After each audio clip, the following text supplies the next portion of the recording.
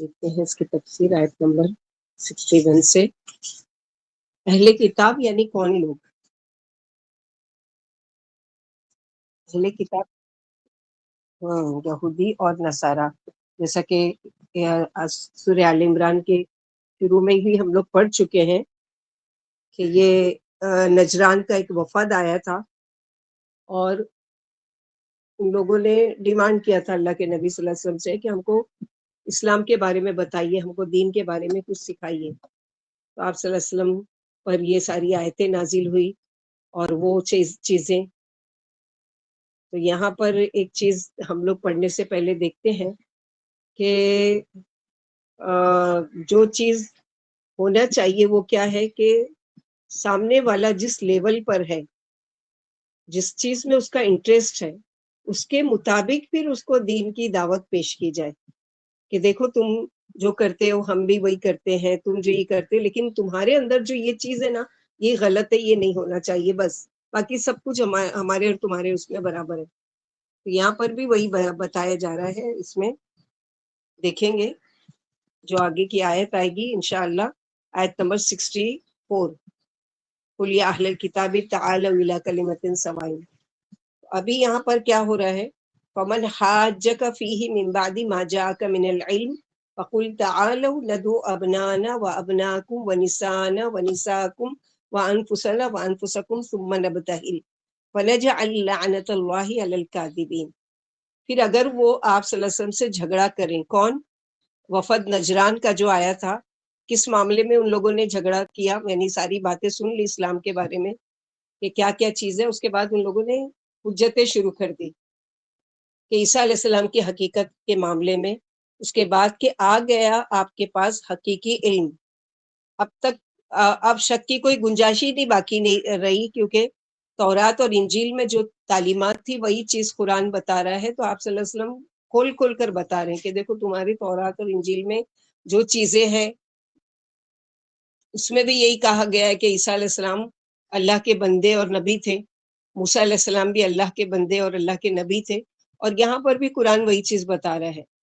تو اس کے بارے میں تم کیوں حجت کرتے ہو جبکہ علم آ چکا ہے تمہارے پاس؟ اللہ سبحانہ وتعالیٰ نے تمہارے لیے یہ چیز وہ کر دی ہے، تو اس کے لیے کیوں حجت کرنا، کیوں جھگڑا کرنا؟ یہاں پر یہ وہ کیا کر رہے ہیں.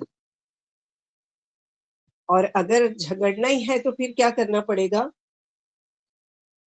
کہ فَقُلْ تَعَالَوْا نَدْعُوا أَبْنَاءَنَا، پھر کہہ دیجئے ان نصارہ سے، نہیں مانتے حق کو تو آؤ ہم بلا لیں اپنی اولادوں کو، اپنی عورتوں کو، اور تم بھی بلا لو اپنے بیٹوں کو، اپنی عورتوں کو، اور تم خود بھی آ جاؤ اور ہم بھی آتے ہیں. ثم نبتہل، پھر ہم ابتحال کریں گے. ابتحال کا مطلب کیا ہے کہ عاجزی سے کھل کر دعا کرنا اور ایک دوسرے پر لعنت کی دعا کرنا. ہم مباہلہ کریں. مباہلہ کس کو کہتے ہیں؟ اگر آپ کا ایگزام میں کوشچن آ گیا کہ مباہلہ یعنی کیا، تو مباہلہ یعنی دیکھتے ہیں اللہ کا حکم آ گیا کہ سچی بات نہ ماننے والوں سے مباہلہ کریں. مباہلہ کا اور اول سورت سے لے کر یہاں تک آیتوں کے اترنے کا سبب کیا ہے؟ وفد نجران جو اسلام کے بارے میں جاننے آیا تھا. نجران سے جو وفد آیا تھا اس میں 60 عیسائی تھے، 60 کرسچنز آئے تھے، جن میں 14 ان کے بڑے سردار تھے.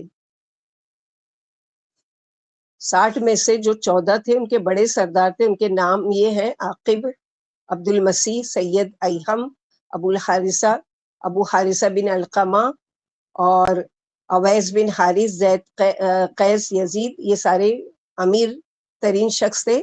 وفد کے 3 شخص جو ان کے امیر تھے. عاقب، یہ معاملہ و مصائب الرائے تھا اور معاملے کا دار و مدار اسی پر رہتا تھا، یعنی فیصلہ کرنے والا ان کے پورے گروہ کا.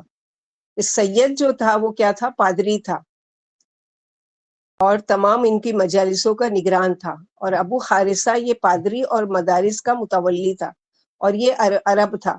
عیسائی ہونے کے بعد رومی بادشاہوں نے اس کی بڑی قدر و منزلت کی، اس کے لیے جا بجا گرجے بنوائے اور ان کا اسے متولی بنا دیا، کیونکہ یہ بڑا کٹر عیسائی تھا اور آپ کی بشارتیں جو سابق کتابوں میں ہیں خوب پہچانتا تھا، لیکن اپنی یعنی بڑے پن کی وجہ سے اور اپنی عزت نہیں چلی جائے اس کی وجہ سے یہ کیا کرتا تھا، عیسائیت پر جمع ہوا تھا۔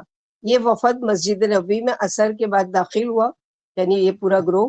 اس وفد کے تمام افراد بیش قیمت اور عمدہ چادریں اڑے ہوئے تھے، کیونکہ بڑی رچ کنٹری سے یہ لوگ آئے ہوئے تھے، اور اس قدر نفیس لباس میں تھے کہ معلوم ہوتا تھا کہ یہ نبی حارث بن کعب کے آدمی ہیں۔ دیکھنے والے صحابہ کہتے ہیں کہ پھر کبھی ہم نے ایسی شان والا وفد نہیں دیکھا، یعنی وفد کہتے ہیں گروہ کو۔ اتنے میں ان کی نماز کا وقت آ گیا اور مسجد نبوی میں نماز پڑھنے کے لیے کھڑے ہو گئے۔ آپ نے فرمایا انہیں نماز پڑھنے دو، چنانچہ انہوں نے مشرق کی طرف منہ کر کے نماز پڑھی، پھر آپ نے ان سے باتیں کی۔ یعنی اللہ کے نبی صلی اللہ علیہ وسلم کا اخلاق دیکھیے، کیونکہ اسلام کے بارے میں بتانا ہے تو یہ نہیں کہ نہیں ہماری مسجد میں تم اپنی مرضی سے نماز نہیں پڑھ سکتے، بلکہ کیا کہا صحابہ کرام کو، نہیں ان کو پڑھنے دو۔ اب ہم لوگ کیا ہے کہ مغرب کی ڈائریکشن میں ویسٹ کی طرف منہ کر کے نماز پڑھتے ہیں، ان لوگوں نے کیا کیا، ایسٹ کی طرف منہ کر کے نماز پڑھا، لیکن آپ صلی اللہ علیہ وسلم نے ان کو روکا نہیں اور کہا کہ ان کو پڑھنے دو۔ حارثہ، عاقب اور سید باہمی اختلافات کے باوجود شاہی دین پر تھے اور عیسیٰ علیہ السلام کو اللہ کا بیٹا اور 3 معبودوں میں سے ایک معبود مانتے تھے، حالانکہ اللہ ان کے گندے خیالات سے پاک و برتر ہے۔ اسی طرح تمام عیسائی آپ کو معبود سمجھتے تھے اور کہتے تھے کہ چونکہ عیسیٰ علیہ السلام کے بارے میں ابھی پڑھ چکے نا کہ وہ مردے کو زندہ کرتے ہیں اور پیدائشی اندھوں کو اچھا کر دیتے ہیں، کوڑیوں کو اچھا کر دیتے ہیں، غیب کی باتیں بتاتے ہیں، کیا کھا کر آئے ہو اور کیا ذخیرہ کر کے آئے ہو۔ پچھلے ہفتے کی ساری جو آیت ہے وہ ساری میں پڑھ چکے ہیں، اور مٹی سے پرندے بناتے تھے۔ تو حالانکہ یہ سارے کیا تھے، معجزے تھے جو اللہ سبحانہ و تعالیٰ کی طرف سے آپ کو دیے گئے تھے، اور یہ سب کچھ اللہ تعالیٰ کی حکم سے ہوتا تھا، جیسے ہے نا بِإِذْنِ، یعنی اللہ کے اذن سے۔ وہ یہ نہیں کہہ رہے کہ میں بنا لیتا ہوں پرندہ اور پھونک مارتا ہوں وہ اڑ جاتا ہے، نہیں، بِإِذْنِ اللہ، بِإِذْنِ اللہ سورہ مریم میں بھی کہ اللہ کے اذن سے، اللہ چاہتے ہیں تو یہ معجزہ ہوتا ہے۔ اللہ نے آپ کو اپنی قدرت ظاہر کرنے کے لیے کچھ نمونے دے دیے تھے، جن کے نزدیک آپ اللہ کے بیٹے تھے۔ ان کی یہ دلیل تھی کہ آپ بلا باپ کے چونکہ پیدا ہوئے ہیں اور ماں کی گود میں باتیں کی ہیں، جو خلاف عادت ہے۔ آپ سے پہلے کبھی کسی بچے نے ماں کی گود میں بات نہیں کی۔ جب ظاہری باپ نہ تھا تو اللہ ہی باپ ہوا، یعنی ان کی ایک سوچ ہے، نعوذ باللہ۔ تعالی اللہ عما یصفون، اللہ تعالیٰ کہتے ہیں کہ بہت بلند ہے اللہ تعالیٰ اس سے جو یہ یعنی اللہ پر بہتان باندھتے ہیں۔ جو آپ کو 3 معبودوں میں سے ایک معبود سمجھتے تھے، ان کی دلیل یہ تھی کہ اللہ فرماتے ہیں کہ ہم نے انسان کو پیدا کیا، ہم نے یہ کیا، ہم نے وہ کیا۔ اگر اللہ ایک ہوتے تو جمع کا لفظ استعمال کیوں کرتے؟ ان کا یہ خیال ہے کہ اللہ تعالیٰ یہ کیوں کہتے ہیں کہ میں نے کیا، یہ کیوں کہتے ہیں کہ ہم نے کیا؟ اس کا مطلب یہ کہ اللہ ایک نہیں ہے، کئی ہے۔ جو ہم کا لفظ، جیسے ہم لوگ بہت ساری ٹولی مل کر کہیں جاتے تو کیا کہتے ہیں، ہم لوگ گئے تھے، اور اکیلے جاتے تو کیا کہتے ہیں، میں گئی تھی۔ تو یہاں پر ان کا یہ بھی اعتراض تھا، جبکہ جاہلوں یہ چیز رسپیکٹ کے لیے ہے۔ مثلا بہت سارے جو ایسے جگہ ہوتی ہے جہاں پر لوگوں کی لینگویج رسپیکٹ والی ہوتی ہے، ادب والی ہوتی ہے، تو ادب کا تقاضا میں نہیں کرتے، وہ ہم کرتے ہیں۔ ہم نے یہ کیا، حالانکہ وہ اکیلے کرنے والے تو اللہ سبحانہ و تعالیٰ کے بارے میں ایسی فضول باتیں، اگر اللہ ایک ہوتے تو جمع کا لفظ استعمال نہیں کرتے۔ تو اللہ تعالیٰ نے اس کا جواب دیا ہے کہ کبورت کلمتن تخرج من افواہہم یقولون الا کذبا۔ قرآن ہر فرقے کی تردید کرتا ہے۔ جب اللہ کے رسول نے ان کے 2 عالموں سے گفتگو کی تو آپ نے انہیں اسلام کا شوق دلایا۔ بولے ہم تو مسلمان ہی ہیں، فرمائے نہیں، یعنی ان لوگوں نے کہا کہ آپ جو تعلیم دے رہے ہو تو ہماری بھی یہی تعلیم ہے، یعنی ہم بھی مسلمان ہی ہیں۔ اللہ کے نبی صلی اللہ علیہ وسلم نے فرمایا نہیں، ابھی مسلمان نہیں ہو۔ بولے نہیں ہم تو آپ سے پہلے اسلام لا چکے۔ پوچھا کیا تمہارے اسلام اس سے نہیں روکتا کہ تم عیسیٰ علیہ السلام کو اللہ کے بیٹا بتاؤ، صلیب کی پرستش کرو اور سور حلال سمجھو؟ بولے اچھا آپ ہی عیسیٰ علیہ السلام کا باپ بتائیں پھر کہ کون ہے۔ آپ خاموش ہو گئے، اتنے میں وحی اترنی شروع ہوئی اور آغاز آل عمران سے کچھ اور اوپر 80 آیتیں اتری، یعنی عیسیٰ علیہ السلام کا پورا واقعات بتا دیے گئے کہ جب آپ صلی اللہ علیہ وسلم سے کہا کہ ٹھیک ہے، اگر آپ نہیں مانتے کہ عیسیٰ علیہ السلام کہ باپ نعوذ باللہ اللہ تعالیٰ ہے، تو آپ ہی بتائیے کہ پھر عیسیٰ علیہ السلام کے باپ کون ہے؟ تو اللہ سبحانہ و تعالیٰ نے پوری آیتیں سورہ آل عمران کی اتار دی کہ ان کو بتائیے کہ عیسیٰ علیہ السلام کی اصل ہسٹری کیا ہے، یعنی اصل تاریخ کیا تھی۔ عاقب اور سید نجران سے آئے اور اللہ کے رسول سے مباہلہ کرنا چاہا، پھر آپس میں مشورہ ہوا کہ ان سے مباہلہ نہ کرو، اگر یہ اللہ کی نبی ہیں تو کامیابی نہیں۔ مباہلہ کیا ہوتا ہے؟ مباہلہ ہوتا ہے کہ دو اپوزٹ گروہ، ایک حق پر ہے اور ایک غلط راستے پر ہے، باطل پر ہے۔ اب جو حق پر ہے اس کو تو کوئی ڈر نہیں ہے نا، اگر لعنت اس پر کی جائے تو وہ حق پر ہے، اس پر لعنت نہیں پڑے گی، لیکن اگر بد دعا کی جا رہی ہے تو جو ناحق ہے اس کو وہ بد دعا لگ جائے گی۔ تو یہ چیز ان کو پتا تھی، ان کے جو سردار آئے تھے بڑے بڑے، جو بڑے علم والے اپنے آپ کو سمجھتے تھے، یہ کہتے تھے کہ یہ چونکہ اللہ کے نبی ہیں، زبان سے نہیں مان رہے کہ یہ اللہ کے نبی ہے، لیکن ان کو پتا تھا کہ ایک نبی اگر کسی کے خلاف بد دعا کر دیں گے تو وہ بد دعا یقیناً قبول ہو جائے گی، تو ہمارا تو سارا بیڑا ہی غرق ہو جائے گا۔ پھر آپ سے بولے جو کچھ آپ نے ہم سے سوال کیا، جزیہ طلب کیا، ہمیں منظور ہے، آپ ہمارے ساتھ ایک امین شخص بھیج دیں، امین ہی بھیجیں، یعنی امانت دار بھیجیں، کسی اور کو نہیں بھیجیں، یعنی نہیں ہم آپ سے مباہلہ نہیں کرتے، یعنی اس طرح کریں گے تو ہم کو پتا ہے کہ اللہ کے نبی سچے ہیں، اور ان کے زبان سے اگر نکل گئی بد دعا اور وہ ہم کو لگ گئی تو ہم سب کے سب ہلاک ہو جائیں گے، لہٰذا ہم اس چیز پر کمپرومائز نہیں کرتے۔ ہم کیا کریں گے کہ آپ ٹھیک ہے ٹیکس لگانا چاہتے ہیں، ہم منظور ہے، آپ کوئی امانت دار ہمارے ساتھ بھیج دیجئے، ہمارے ملک ہم جائیں گے، وہاں ہم اس کو ٹیکس دے دیں گے۔ فرمایا میں بے حد امین شخص کو تمہارے ساتھ بھیجوں گا۔ صحابہ رضی اللہ عنہ کے انتظار میں رہے کہ اللہ کے رسول کسے چنتے ہیں، یعنی کس کو امین بنا کر بھیجتے ہیں ان کے ساتھ۔ آخر کار آپ نے حکم فرمایا ابو عبیدہ بن جراح کھڑے ہو جاؤ۔ جب ابو عبیدہ کھڑے ہوئے تو فرمایا یہ اس امت کے امین ہیں۔ غرض یہ واقعہ 9 ہجری میں پیش آیا۔ پچھلے اس میں ہم لوگوں نے پڑھے تھے خواری، تو اللہ کے نبی صلی اللہ علیہ وسلم نے کس کو کہا تھا خواری کہ یہ میرے حواریوں میں سے ہے؟ حضرت زبیر رضی اللہ تعالیٰ عنہ کا تھا۔ حضرت زبیر رضی اللہ، اور امین امت کے امین کس کو کہا جا رہا ہے؟ آپ کے پاس یہ ریکارڈ ہونا چاہیے، لکھ کے رکھنا چاہیے کہ خواری اللہ کے نبی صلی اللہ علیہ وسلم نے کیا کہا تھا کہ زبیر بن عوام یا زبیر رضی اللہ تعالیٰ عنہ کو، اور امت کا امین کون ہے؟ ابو عبیدہ بن جراح۔ غرض یہ واقعہ 9 ہجری میں پیش آیا۔ آپ کو سب سے پہلے جزیہ دینے والے نجرانی ہی ہیں۔ جزیے کی آیت قاتل الذین لا یؤمنون سورہ توبہ آیت نمبر 29 فتح مکہ کے بعد اتری، یعنی عیسیٰ علیہ السلام کے بارے میں جو یہ وہ کرتے ہیں، تو اس طرح سے ان لوگوں نے کیا کیا کہ پھر ہم ابتحال کریں، عاجزی سے کھل کر دعا کریں اور ایک دوسرے پر لعنت کی دعا کہ ہم مباہلہ کریں۔ فنجل لعنت اللہ علی الکاذبین، پھر ہم کریں اللہ کی لعنت جھوٹوں پر، کیونکہ جو دلائل سے بھی نہ مانے اور اختلاف ختم نہ کرے تو اس کے لیے اللہ سے دعا مانگنا چاہیے، اللہ اب آپ ہی فیصلہ کیجیے۔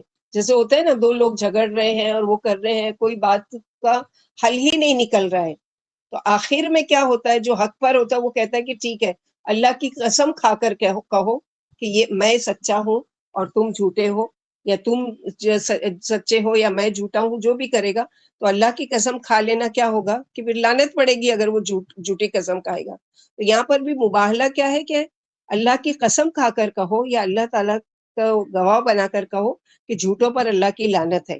تو ظاہر ہے کہ وہ سمجھ رہے تھے کہ آپ صلی اللہ علیہ وسلم جو اللہ کے سچے نبی ہیں اور ہم ہیں جھوٹے، لیکن ان لوگوں نے اس چیز کو وہ نہیں کیا، کیونکہ لعنت اگر کسی پر کی جائے اور وہ اس کا مستحق نہیں ہوتا تو پلٹ کر وہ لعنت کرنے والے پر ہی آتی ہے۔ جیسے کہ حدیث میں آتا ہے کہ جب کسی پر کوئی لعنت کرتا ہے تو لعنت دائیں بائیں جاتی ہے، آسمان کی طرف جاتی ہے، ادھر ادھر جاتی ہے، دیکھتی ہے کہ یہ اس کا مستحق نہیں ہے جس پر لعنت کی گئی ہے، تو واپس وہ پلٹ کر کس پر آتی ہے؟ جس نے لعنت کی، یعنی جو جھوٹا تھا، جو کسی پر نعوذ باللہ اس میں لعنت کر رہا تھا، تو پلٹ کر اسی پر آتی ہے۔ تو یہاں پر یہی بتایا گیا کہ ان لوگوں کو اس چیز کا پتا تھا، اس لیے ان لوگوں نے کیا کیا، اس کا انکار کیا کہ واقعی ہم جھوٹے ہیں، اور اگر یہ نبی کی زبان سے ہمارے ہاتھ میں بد دعا نکل گئی تو اللہ سبحانہ و تعالیٰ کے قبول ہو گئی تو ہم تو کہیں کے نہیں رہیں گے۔ ان ھذا لہو القصص الحق وما من الہ الا اللہ وان اللہ لہو العزیز الحکیم۔ بے شک یہ سب سچا واقعہ ہے، سچے واقعات ہے، جو بھی بقرہ سے لے کر اب تک پڑھے اور آگے بھی سب کچھ سچے ہی آئیں گے، کیونکہ قرآن کیا ہے، حق لے کر آیا، سچ لے کر آیا، سچائی کی دعوت دیتا ہے اور سچ بات ہی کہتا ہے۔ وَإِنَّ اللَّهَ لَهُوَ الْعَزِيزُ الْحَكِيمُ، اور بے شک اللہ وہی عزت والے اور غلبے والے قدرت والے ہیں، جس کو یعنی حکومت والے ہیں۔ ہم سب کو بھی اس پر ایمان لانا چاہیے کہ اللہ ہی تعالیٰ کی ساری کائنات ہے، اور اللہ تعالیٰ ہی ساری کائنات کے اکیلے وارث ہیں، اور اللہ سبحانہ ہی و تعالیٰ ہی یعنی عیسیٰ علیہ السلام کے بارے میں جو کچھ بھی بیان کیا گیا ہے، جو کچھ ان لوگوں نے سوال کیا، سب کچھ پوری سورہ اللہ تعالیٰ نے آل عمران کی شکل میں اتار دی کہ اور شبہ کی گنجائش ہی نہیں رہی، حقدار عبادت صرف اللہ ہے، اور وہ بڑی عزت والے اور حکمت والے ہیں۔ فَإِن تَوَلَّوْا فَإِنَّ اللَّهَ عَلِيمٌ بِالْمُفْسِدِينَ، پھر اگر وہ منہ پھیر لیں، پھر بے شک اللہ جاننے والے مفسدوں کو۔ تو اس آیت سے کیا پتہ چلتا ہے کہ دین سے پھرنا کیا ہے، فساد کی جڑ ہے، یعنی دین جو حق ہے، حق سے جو پھر جائے وہ کیا ہے، مفسدوں میں مل جائے گا، وہ فسادیوں کے ساتھ جا کر مل جائے گا۔ تو یہاں پر وہی بتایا گیا کہ اگر لوگ یہ سچا واقعہ بھی نہیں مانیں گے تو شرارت پسند اور فسادی ہیں، کیونکہ حق چھوڑ کر باطل پر جم جانا شرارت پسندوں ہی کا کام ہے۔ اللہ کو خوب معلوم ہے کہ یہ کیا فساد مچانا چاہتے ہیں، اور اللہ انہی فساد کا پورا پورا بدلہ دینے والے ہیں۔ اللہ ہر چیز پر قادر اور غالب، اور وہی پاک و لائق تعریف ہے۔ ہم اس کے عذاب سے پناہ مانگتے ہیں کہ اے اللہ ہمیں سیدھی راہ پر قائم رکھنا اور سیدھی سمجھ عطا فرمانا، یعنی ہم ایسے مفسدوں میں سے نہیں بننا چاہتے، بلکہ اللہ سے دعا کرتے کہ اہدنا الصراط المستقیم، اللہ تعالیٰ ہم کو سیدھا راستہ دکھاؤ۔ آگے کی آیت میں اللہ تعالیٰ فرماتے ہیں قل یا اہل الکتاب تعالوا الی کلمۃ سواء بیننا وبینکم الا نعبد الا اللہ ولا نشرک به شیئا ولا يتخذ بعضنا بعضا اربابا من دون اللہ فإن تولوا فقولوا اشهدوا بأننا مسلمون۔ یہاں قل کہہ کر نبی صلی اللہ علیہ وسلم سے خطاب ہے کہ آپ صلی اللہ علیہ وسلم کہہ دیجئے اے اہل کتاب۔ ایک تو ہے کہ پڑھ کے سنا دیجئے، ایک کسی چیز کو کہنا، تو پڑھنے سے زیادہ کہنے کی اہمیت ہوتی، کسی کو بول کر بتانا، کسی کو کہنا کہ یہ کر دیجئے۔ تعالو آؤ الی کلمتین، آؤ طرف ایک بات کے، ایک کلمے کے جو برابر ہے ہمارے اور تمہارے درمیان۔ ڈاکٹر ذاکر نائک کی اگر اسپیچ اگر آپ لوگوں نے سنی ہوگی تو اکثر جو کرسچن ہوتے ہیں یا یہ جیوز وغیرہ ہوتے ہیں ان کے ساتھ جب ڈیبیٹ کرتے ہیں وہ تو اس طرح کے یہ آیت ضرور کوٹ کرتے ہیں کہ اسی سے شروعات کرتے ہیں وہ کہ دیکھیے آپ میں اور ہم میں کیا چیز الگ ہے، آپ کے اوپر جو کتاب اتری وہ ہم پر اتری، آپ پر جو نبی آئے ان کی طرح کے ہم پر بھی نبی آئے، ہم آپ کے نبیوں کو بھی مانتے ہیں، ہم اپنے نبی کو بھی مانتے ہیں، اور آپ کا بھی رب ایک ہی ہے، ہمارا رب بھی ایک ہے۔ یہ ساری چیزیں ایک ہی کلمت سوائن یعنی ایک ہی ہے، ایک ہی بات ہے۔ اور وہ بات کیا ہے کہ اللہ تعبد الا اللہ، کہ نہیں ہم عبادت کریں گے مگر ایک اللہ کی۔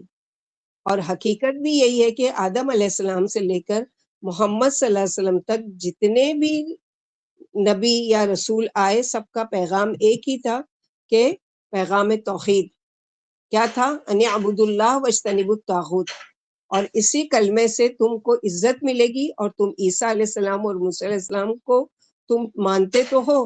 تو ہم جو قرآن تمہارے سامنے پیش کر رہے ہیں اس کی تعلیم بھی تو یہی ہے کہ اللہ کے سوا کسی کی عبادت نہیں کرنی چاہیے، یعنی تم نے اگر اس میں تبدیلی کر دی، تحریر میں بدل دیا اپنی کتابوں کو، تو یہ تمہارا قصور ہے، نہیں تو اللہ تعالیٰ نے تو سب انبیاؤں کو، کل ہی ہم لوگ پڑھ رہے تھے نا کل کی تفسیر میں کہ ہم نے وحی کی آپ کی طرف اور نوح علیہ السلام کی طرف اور ابراہیم علیہ السلام کی طرف، یعنی سارے ہی انبیاؤں کی دعوت کیا تھی، ایک اللہ کی۔ کوئی بھی نبی کی ہسٹری آپ اٹھا کر دیکھ لیجئے، کسی میں یہ نہیں ہے کہ یعنی اللہ کو تو مانو ساتھ میں مجھے بھی مانو کہ میں اللہ کا شریک ہوں یا جو بھی ہے، نہیں، وہ خود گواہی دیتے کہ ہم سب شرک کرنے والے نہیں ہیں، بلکہ ہم خود، جیسے عیسیٰ علیہ السلام کے بارے میں پچھلے ہفتے پڑھ چکے کہ ربی و ربک اللہ، میرا رب بھی اور تمہارا رب بھی کون ہے، اللہ ہے۔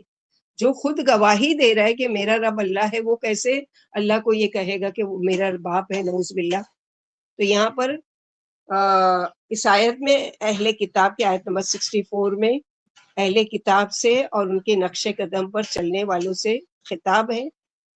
کلمہ پوری بات کو کہتے ہیں، یعنی یہ بات سراپا عدل و حق ہے اور تمام قوموں میں مانی جاتی ہے کہ اللہ کے سوا کسی مخلوق کی عبادت حرام ہے، اور اللہ کی ذات و صفات اور افعال میں کسی کو شریک ٹھہرانا بھی بڑا بھاری گناہ ہے. شرک ایسی گندگی ہے جس سے سب کو نفرت ہے. غیر اللہ کی پرستش حرام ہے، خواہ وہ تن کی ہو یا سلیب کی ہو، یا مورتی کی پوجا ہو، یا کسی کی قبر کی یعنی زیارت ہو، یا طاغوت کی، نور کی ہو یا نار کی. عبادت اللہ ہی کا حق ہے. اللہ کی عبادت میں کسی غیر کو شریک کرنا بڑا سنگین جرم ہے. تمام انبیاء کی یہی دعوت تھی اور سب نے اپنی اپنی امت کو توحید کی رغبت اور شرک سے نفرت دلائی. جیسے سورہ انبیاء آیت نمبر 25 میں اللہ تعالیٰ نے فرمایا وما ارسلنا من قبلک، ہم نے آپ سے پہلے جو رسول بھیجا اس کے پاس یہی وہی بھیجی کہ میرے سوا کوئی معبود نہیں، میری ہی عبادت کرو. سورہ نحل آیت نمبر 36 وَلَقَدْ بَعَثْنَا فِي كُلِّ أُمَّةٍ أَنِ اعْبُدُوا اللَّهَ وَاجْتَنِبُوا الطَّاغُوتَ، ہم نے ہر قوم میں ایک رسول بھیجا کہ اللہ کی عبادت کرو اور طاغوت سے بچتے رہو. پھر فرمایا کوئی کسی کو اپنا رب نہ بنائے کہ اللہ کی کتاب کو چھوڑ کر ان کی باتیں برعکس سمجھنے لگے، جیسے اہل کتاب نے اپنے عالموں اور درویشوں کو رب بنا لیا تھا. اتخذوا احبارهم ورهبانهم، سورہ توبہ آیت نمبر 31، یعنی انہوں نے اپنے عالموں اور درویشوں کو رب بنا لیا اور اللہ کو چھوڑ دیا. رب بنانا کیا ہے؟ کہ اللہ کی نافرمانی میں کوئی کسی کی اطاعت کرے یا کوئی کسی کو سجدہ کرے، کسی کی بات کو قرآن و حدیث پر مقدم کرنا یا صریح نصوص پر قیاس و رائے اور اجتہاد کو مقدم کرنا، یا رعایا کا بادشاہ کو اور مریدوں کا پیروں کو سجدہ کرنا اور اس کا سجدہ تعظیمی نام رکھنا، اس آیت کی روح سے منع اور شرک ہے. پھر فرمایا اگر وہ حق و انصاف والی بات نہیں مانے تو تم اپنے اسلام پر انہیں گواہ بنا لو. بخاری میں ابو سفیان ہرقل والا واقعہ ہے کہ ہرقل شاہ روم نے ابو سفیان سے آپ صلی اللہ علیہ وسلم کا حسب نسب پوچھا، آپ کے اوصاف اور آپ کی دعوت کے بارے میں پوچھا، تو ابو سفیان کو ہرقل کے سامنے آپ کی خاندانی شرافت کا اور آپ کے بلند اوصاف کا اقرار کرنا پڑا. حالانکہ اس وقت ابو سفیان مشرک تھے، یعنی مسلمان نہیں ہوئے تھے، لیکن جو سچی بات تھی وہ بیان کی کہ نہیں، ان کا حسب نسب آپ صلی اللہ علیہ وسلم کا بہت اونچا ہے، اور سب سے بڑی چیز ہے کہ وہ آپ اللہ کے ساتھ کسی کو شریک نہیں ٹھہراتے. کیونکہ یہ واقعہ صلح حدیبیہ کے بعد کا اور فتح مکہ سے پہلے کا. ہرقل نے یہ بھی پوچھا تھا کہ آپ عہد تو نہیں، یعنی وعدہ خلاف عہد تو توڑتے نہیں ہیں، وعدہ خلافی تو نہیں کرتے؟ تو ابو سفیان کہنے لگا کہ نہیں، البتہ ہم نے اس سے ایک مدت کے لیے صلح کر لی ہے، نہ معلوم وہ اس میں کیا کریں گے. ابو سفیان کا قول ہے کہ میں آپ کی ذات میں تنقیص کا کوئی پہلو نکال ہی نہیں سکا، یعنی کوئی نقص نکال ہی نہیں سکا کہ کوئی غلطی آپ میں ہے یا کوئی آپ میں برائی ہے یا کوئی خامی ہے.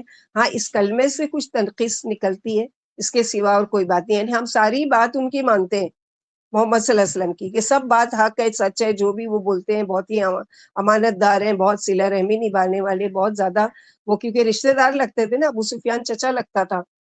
تو ساری گواہی دی، لیکن یہ ایک بات ہم نہیں مانتے بس ان کی، کہ وہ ہم کو کہتے ہیں کہ سارے معبودوں کو چھوڑ کر ایک اللہ کی عبادت کرو. غرض جب آپ کا مکتوب گرامی قیصر کے پاس لایا گیا اور اس نے کھول کر پڑھا تو یہ تحریر تھی، یعنی بادشاہ نے خود لکھ کر بھیجا تھا کہ میں اللہ کے نام سے شروع کرتا ہوں جو بے حد مہربان و شفیق ہے. یہ خط محمد صلی اللہ علیہ وسلم کی طرف سے ہے جو اللہ کے رسول ہے. ہرقل کے نام یعنی بادشاہ کے نام آپ جب خط لکھا کرتے تھے تو اللہ وہاں پر بسم اللہ الرحمن الرحیم ضرور لکھا کرتے تھے، اور یہ بتاتے تھے کہ یہ محمد صلی اللہ علیہ وسلم جو اللہ کے نبی ہے ان کی طرف سے یہ خط ہے جو اللہ کے رسول ہے. ہرقل کے نام ہے جو اہل روم کا بادشاہ ہے اور بڑا ہے. ہدایت پر چلنے والوں کے لیے سلامتی ہو. حمد و صلات کے بعد گزارش ہے کہ مسلمان ہو جاؤ، سلامتی سے رہو گے. مسلمان ہو جاؤ، اللہ تمہیں دوہرا اجر دیں گے، اور اگر تم اسلام سے پھر گئے تو تمام رعایا کے گناہوں کا وبال تمہیں پر پڑے گا. کیونکہ ایک بادشاہ وہ پوری رعایا کا ذمہ دار ہے نا. تو جیسے کہ بتایا گیا کہ کوئی ایک گناہ کرتا ہے اور گناہ کی کوئی ایجاد کرتا ہے، جتنے لوگ اس کو فالو کریں گے ان سب کا گناہ اس کو ملے گا. جیسے حابیل اور قابیل کے قصے میں آگے پڑھیں گے سورہ مائدہ میں انشاءاللہ. تو اسی طرح کا یہ ہے کہ بادشاہ جو ہے وہ پوری رعایا کا ذمہ دار ہوتا ہے. اگر وہ بادشاہ اسلام قبول کر لیتا ہے اور وہ حق کی طرف آ جاتا ہے تو سارے کے سارے کیا ہے اس کی بات مان کر وہ قبول کریں گے, اور اگر نہیں مانتے تو کیا ہے کہ سارے ہی لوگ اس طرح سے وَلَا يَتَّخِذُونَ بَعْضُنَا أَرْبَابًا مِّن دُونِ اللَّهِ, اور نہیں ہم بنائیں گے ہم میں سے بعض کو اللہ کے سوا کسی اور کو رب. اس بات کی وضاحت عدی بن حاتم کی حدیث سے ہوتی ہے کہ عدی بن حاتم جو حاتم تائی کے بیٹے تھے, وہ جب مسلمان ہو گئے تو اللہ کے نبی صلی اللہ علیہ وسلم سے سوال کرتے ہیں کہ ہم تو نہیں اپنے راہبوں اور یہ پادریوں کو اور بڑوں کو رب مانتے. تو اللہ کے نبی صلی اللہ علیہ وسلم نے فرمایا کہ کیا تم ایسا نہیں کرتے کہ تمہارے راہب جس چیز کو حلال کرتے ہو تم بھی اس کو حلال کر لیتے ہو, جس چیز کو وہ حرام کہتے ہیں تم بھی اس کو حرام کر دیتے ہو؟ تو کہا ہم ہاں یہ تو کرتے ہیں. تو کہا یہی تو رب ماننا ہے.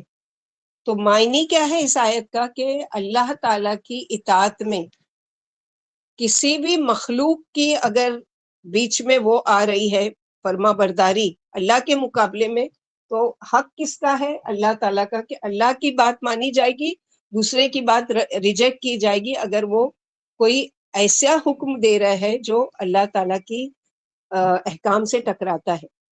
مثلا والدین جو ہیں ماں باپ وہ اول درجے کے فرما برداری کا حق رکھتے ہیں کہ وہ جو بات کہیں ان کی ماننا ہے. لیکن اگر وہ شرک کرنے کے لیے کہیں کہ اللہ کے ساتھ شرک کرو تو یہاں پر ماں باپ کی اطاعت نہیں کریں گے, کیونکہ یہاں پر کیا کس کا حق پہلا ہے؟ اللہ تعالیٰ کا. اسی طرح کوئی ماں باپ اور یا مثلا شوہر کہے کہ نماز مت پڑھو, تو اب نماز پڑھنا کس کے لیے ہے؟ اللہ تعالیٰ کے لیے, اللہ کا حق ہے. تو اللہ تعالیٰ کا حق ہم کسی مخلوق کو نہیں دیں گے کہ اللہ تعالیٰ کا حق ہے کہ ہم نماز پڑھیں اور ہم کسی کے بولنے کی وجہ سے وہ کام چھوڑ دیں. اسی طرح بہت سارے کوئی بھی دین اسلام کے وہ کام وہ احکامات جو اللہ تعالیٰ نے ہم لوگوں کو قرآن میں یا شریعت میں دیے ہیں کہ یہ کرو اور یہ مت کرو, اب وہ کسی کی وجہ سے ہم مت کرو کو کر لیتے ہیں تو بھی ہم گناہگار ہوں گے کہ ہم نے کیا کیا؟ ارباب بنا لیا, یعنی رب بنا لیا, یعنی اللہ کے ساتھ نعوذ باللہ شرک کیا. کہ اول اللہ کی بات کو اول رکھنے کی بجائے ہم نے کسی دوسرے کی بات کو اوپر رکھا. تو یہ چیز کا ہم لوگوں کو بہت خیال رکھنا چاہیے, کیونکہ ہم تو اپنے آپ میں بڑے کانفیڈنس میں ہے نا کہ ہم تو نہیں کسی کو رب مانتے. تو رب ماننا صرف یہی نہیں ہے کہ عبادت کرنا اس کی کسی اور کی, بس بلکہ اللہ کے مقابلے میں کوئی بات کسی اور کی ماننا, اس کی بات کو اوپر ترجیح دینا. اور اللہ کے جیسے کسی کو کہا جاتا ہے کوئی بات میں دیکھو یہ چیز قرآن میں آئی ہے, ہاں ٹھیک ہے تو قرآن میں, لیکن کیا کریں گے ہمارے علماء اس چیز کو نہیں مانتے. اب آپ نے کیا کیا؟ اللہ کی بات کے مقابلے میں آپ نے اپنے عالم کو بنا دیا. تو یہ بھی ایک شرک کی شکل ہے جس سے بچنا چاہیے. کہ رب بنانا کیا ہے کہ جیسی بات اللہ کی ماننا چاہیے ویسے کسی اور کی بات ماننا. جہاں اللہ کا حکم آ جائے وہاں کوئی بھی بڑا سے بڑا حاکم ہو, عالم ہو, والدین ہی کیوں نہ ہو, اگر ان کی بات بھی اللہ کے حکم کے ساتھ ٹکراتی ہے تو نہیں ماننا. کیونکہ اللہ کے نبی صلی اللہ علیہ وسلم نے کیا فرمایا؟ لا طاعت المخلوق فی معصیت الخالق, یعنی نہیں اطاعت ہوگی مخلوق کی اللہ تعالیٰ کی نافرمانی میں. یہ جائز ہی نہیں ہے. ماں باپ کی بات بالکل ماننا ہے, ان کی یعنی خدمت کرنا ہے, ان کی تعظیم کرنا ہے, مگر اگر ماں باپ بھی کہیں کہ مثلا یہ کہ کوئی ایسا کام کرو جو اللہ کے نبی صلی اللہ علیہ وسلم نہیں کیا, شرک کرو, بدعت کرو یا وہ کرو, تو یہاں پر ان کی بات بھی نہیں مانی. ہاں رسپیکٹ بالکل سر آنکھوں پر, ان کی خدمت سر آنکھوں پر, لیکن یہ چیز نہیں مانی جائے گی. یا شرک کرو تو ایسی ہی ان کی بات بھی نہیں مانی جائے گی. تو یہاں پر یہی بتا دیا گیا کہ ارباب بنانا دراصل یہی ہے. فَإِن تَوَلَّوْا, پھر اگر وہ آپ کی بات نہیں مانیں اور منہ موڑ لیں تو کہہ دیجئے گواہ رہو ہم تو اللہ ہی کے فرما بردار ہیں, مسلمان ہیں, اللہ کے اطاعت گزار ہیں. تم نہیں مانتے ہمارا کام تو بتا دینا ہے, پہنچا دینا ہے. تبلیغ کا ایک بہترین طریقہ کہ جب لوگوں سے بات کریں ان کے لیول پر بات کریں, جیسے اللہ کے نبی صلی اللہ علیہ وسلم ان کو بات کریں کہ آؤ ہم بتاتے ہیں کہ تم میں اور ہم میں کون سی بات ایک جیسی ہے. جیسے ہے نا ذاکر نائک کا لیکچر ہے, سملرٹی بٹوین کرسچینٹی اینڈ اسلام.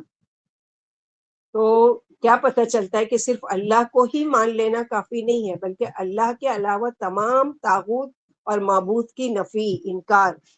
ہمارے کلمے کا مطلب ہی یہی ہے، لا الہ الا اللہ، نہیں ہے کوئی معبود سوائے کے اللہ کے۔ ومن یکفر بالطاغوت ویؤمن باللہ، سورہ آیت الکرسی سے پہلے یہ آیت پڑھ چکے، آیت الکرسی کے بعد، کیونکہ بہت سے لوگ اللہ کو تو مانتے ہیں مگر دوسروں کو بھی ساتھ لگاتے ہیں، جیسے جو اللہ اور اس کا رسول چاہے۔ بہت سے لوگوں کے آپ نے سنا ہوگا کہ کوئی بات وہ کرو کہ یہ چیز پتہ ہے، نہیں، جو اللہ چاہے اور اس کا کیا ہوگا، جو اللہ چاہیں گے اور جو اس کا رسول چاہے گا۔ رسول جب چاہ سکتے تھے جب وہ دنیا میں زندہ تھے، آج رسول کو نہیں کہیں گے کہ جو اللہ اور اس کا رسول چاہے۔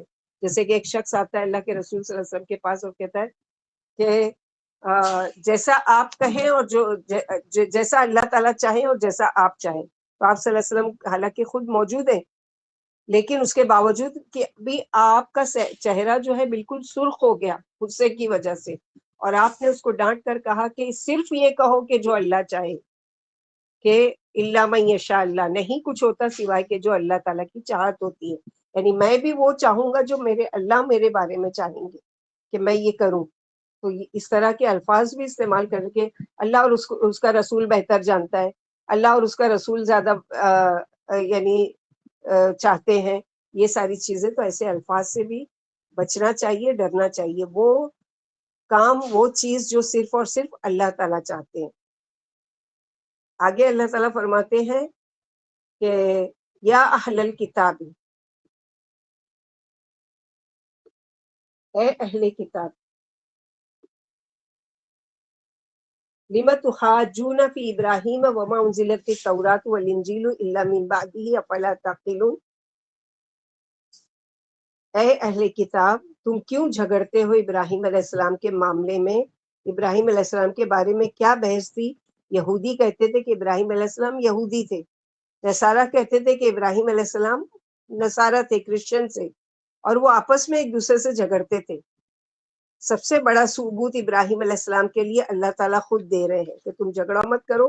ابراہیم علیہ السلام نہ یہودی تھے نہ نصرانی تھے، بلکہ وہ کیا تھے کہ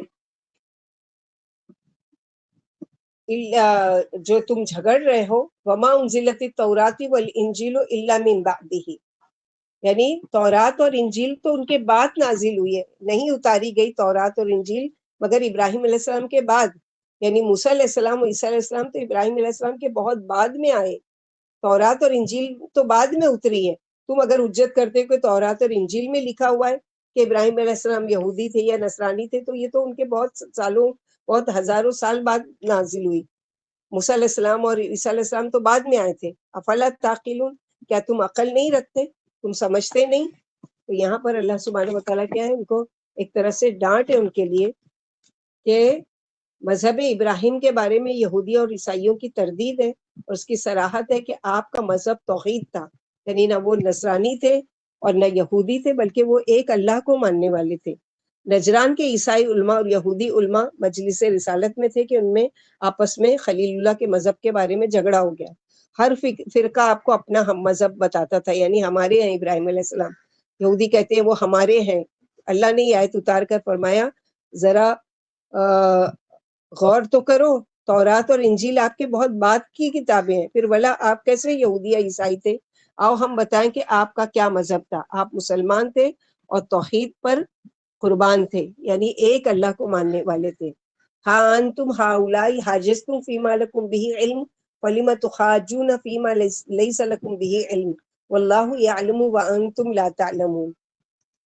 اور ہاں تم وہی لوگ ہو جو تم حجت بازی ہی کرتے رہو گے، جھگڑتے رہو گے اس بارے میں جس کے بارے میں تم کو علم ہے، اس کے باوجود جھگڑا کیا کہ نبی صلی اللہ علیہ وسلم متعلق جو پیشن گوئیاں ان کے پاس تھی اس کی طرف اشارہ کہ یہ علم تو تم کو ہے نا کہ اللہ کے نبی صلی اللہ علیہ وسلم، جیسے کہ سورہ بقرہ جہاں سیکنڈ پارہ شروع ہوا تھا وہاں پر کیا ہے، الذین یعرفونہ کما یعرفون ابناہم، رسول اللہ صلی اللہ علیہ وسلم کو ایسا وہ پہچانتے تھے کہ جیسے کہ اپنے بیٹوں کو پہچانتے ہیں، یعنی یہ علم تھا ان کو۔ تو اس بارے میں حجت کرنے کے بجائے فلم تحاجون فیما لیس لکم بہ علم، کیوں تم جھگڑتے ہو اس معاملے میں جس کا تم کو علم ہی نہیں ہے کہ دین کیا ہے، یعنی دین ابراہیم کیا تھا، واللہ یعلم وانتم لا تعلمون، اور اللہ جانتے ہیں اور تم نہیں جانتے۔ ابراہیم علیہ السلام کے معاملے کو، محمد صلی اللہ علیہ وسلم کے معاملے کو، موسیٰ اور عیسیٰ علیہ السلام کے معاملات کو، تمہیں ان سب کے رتبے اور مرتبے کا پتہ ہی نہیں ہے، صرف حجت بازی کر رہے ہو۔ اس طرح آج ہمارے مسلمان بھائی ایسی باتوں میں جھگڑا کرتے ہیں جس کا ان کو علم ہی نہیں ہے، بس اپنی انا کا مسئلہ، تعصب پسندی، باپ دادا کی تقلید، ہمارے علماء، ہماری آپا، ہمارے مولانا، جبکہ ان سب سے اوپر اٹھ کر اللہ اور رسول کی بات، بعض مرتبہ نعوذ باللہ اللہ کے نبی صلی اللہ علیہ وسلم کی صحیح حدیث موجود ہوتی ہے، لیکن اس کو چھوڑ کر ضد کی وجہ سے اس کو نہیں مانتے کہ نہیں ہم یہ نہیں مانتے کیونکہ ہمارے علماء نے اس کے بارے میں نہیں بتایا۔ تو اس آیت سے ان جاہلوں کی مذمت ثابت ہوئی جو جہالت کے باوجود بلا علم کے علماؤں سے جھگڑتے تھے۔ اہل کتاب بھی خلیل اللہ کے بارے میں جاہلانہ جھگڑتے تھے، ان کے پاس کوئی عقلی یا نقلی دلیل نہیں تھی۔ اگر یہ اپنے مسائل میں جو نبی صلی اللہ علیہ وسلم کے نبی بنائے جانے تک ان کے لیے بنائے گئے تھے جھگڑتے تو خیر کوئی بات نہیں تھی، مگر یہ تو ایسی بات میں جھگڑے کر رہے ہیں جس سے قطعی بے خبر ہے۔ اللہ نے ان کے جھگڑے کی مذمت کی اور فرمایا کہ بلا دلیل کے کیوں جھگڑتے ہو، اس کا فیصلہ اس کی طرف کیوں نہیں لے جاتے جو مطلق علام الغیوب ہے اور جسے تمام باتوں کا علم ہے، اور وہی تو ہے علام الغیوب، اللہ سبحانہ وتعالیٰ کی ذات جو تم کو کھول کھول کر بتا رہی ہے کہ ابراہیم علیہ السلام کیا تھے۔ تو مت جھگڑو، نہ وہ یہودی تھے نہ نصرانی تھے، بلکہ وہ کیا تھے، ما کان ابراہیم یہودی ولا نصرانی۔ اللہ کی بات دیکھو، اللہ تعالیٰ کلیئر کر کے بتا رہے ہیں کہ نہیں تھے۔ یہ کس کا قول ہے؟ خود وہ جو جس رب نے ابراہیم علیہ السلام کو بھی بھیجا اور موسیٰ اور عیسیٰ علیہ السلام کو بھی بھیجا، ان لوگوں نے خود، جیسے سورہ بقرہ میں پڑھ چکے کہ اللہ تعالیٰ نے کسی کو یہودی یا کرسچن بنا کر نہیں بھیجا، وہ خود بن گئے۔ ان الذین آمنوا والذین ہادوا والنصارى والصابین من آمن منهم باللہ والیوم الآخر، جو یہودی بن گئے، جو کرسچن بن گئے، کیونکہ اسلام کے اس پر ہی اللہ تعالیٰ فطرت پر لوگوں کو پیدا کرتے ہیں۔ چاہے وہ کسی بھی گھر میں پیدا ہوتا ہے بچہ، وہ فطرت اسلام پر پیدا ہوتا ہے، لیکن بعد میں اس کے ماں باپ اس کو اپنے چرچ میں لے جا کر اس کو کرسچن بناتے ہیں اور اس کو اپنے گرجا گھر میں لے جا کر اس کو یہودی بناتے ہیں۔ تو یہاں پر یہی بتایا گیا کہ ابراہیم علیہ السلام نہیں تھے۔ اللہ تعالیٰ تمہارا جھگڑا ختم کرنے کے لیے خود اپنی کتاب میں گواہی دے رہے ہیں کہ نہیں تھے ابراہیم علیہ السلام یہودی یا نصارہ، دونوں فرقے غلط ہیں، بالکل باطل ہے، اور لیکن وہ تو یکسو مسلمان تھے۔ وما کان من المشرکین، اور وہ مشرکوں میں سے نہیں تھے، نہ صرف یہودی نصارہ بلکہ وہ تو مشرک بھی نہیں تھے۔ دو باتوں کی حجت اللہ نے اس کے مقابلے میں تیسری بات کو بھی کلیئر کر دیا، ثبوت کہ وہ مشرک بھی نہیں تھے، کیونکہ مشرکین مکہ کیا کرتے تھے کہ ابراہیم علیہ السلام کو مانتے تھے، ان کے بنائے ہوئے گھر کا طواف حج بھی کرتے تھے، اور یہ جانتے تھے کہ ابراہیم علیہ السلام بھی یعنی شرک مانتے نہیں تھے، بلکہ فتح مکہ کے دن یعنی ابراہیم علیہ السلام کے بارے میں ان کا عقیدہ کیا تھا مشرکوں کا، کہ وہ بھی شرک کیا کرتے تھے۔ کیونکہ اس کا ثبوت کہاں سے ملتا ہے کہ جب آپ صلی اللہ علیہ وسلم نے مکہ فتح کیا تو آپ نے جب 360 بت جو کعبے میں رکھے ہوئے تھے اس کو توڑنا شروع کیا، تو ابراہیم علیہ السلام کا ایک مجسمہ ملا کہ جن کے ہاتھ میں دو یعنی یہ اس کے تیر تھے، جو یہ فال نکالتے ہیں، فال کے تیر۔